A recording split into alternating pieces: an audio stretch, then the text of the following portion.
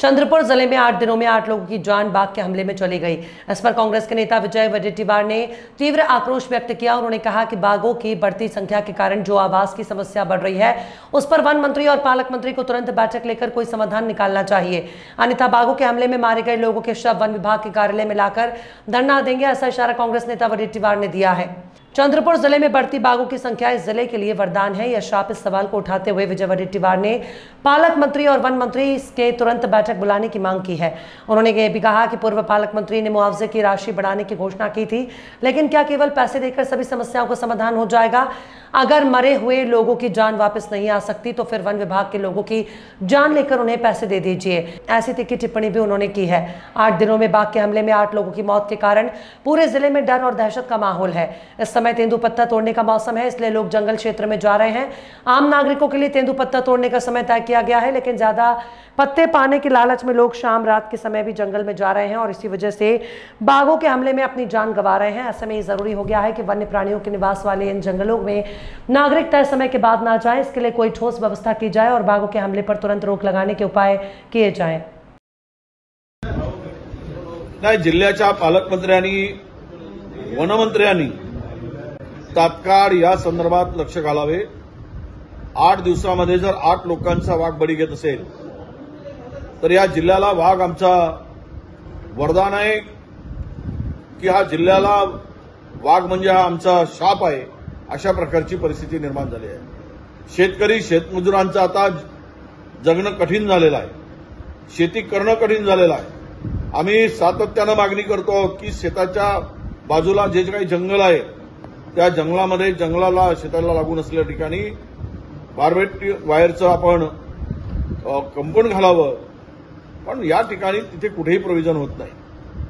जिथे जिथे गावालगत जंगल आहे संपूर्ण कुंपण घालण्याची बार्बेट वायरच्या कुंपणाची आवश्यकता आहे।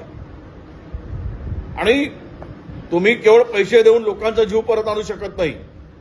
मागच्या पालकमंत्र्यांनी आम्ही पैसे वाढवले म्हणून सांगितले। पैशाने माणसाची किंमत मोजता येईल का? गेलेला जीव परत आणता येईल? तुम्ही द्या ना वन विभागाच्या लोकांचा बळी आणि त्यांना पैसे द्या। हे बघा, आम्ही स्पष्टपणे इशारा देतो की ज्या पद्धतीनं माणसावर आत्ता हल्ले होत आहेत आणि लोकांचा निष्पाप लोकांचा बळी वाघाच्या माध्यमातून चाललाय, याच्या बंदोबस्तासाठी पालकमंत्र्यांनी त्वरित बैठक बोलवावी।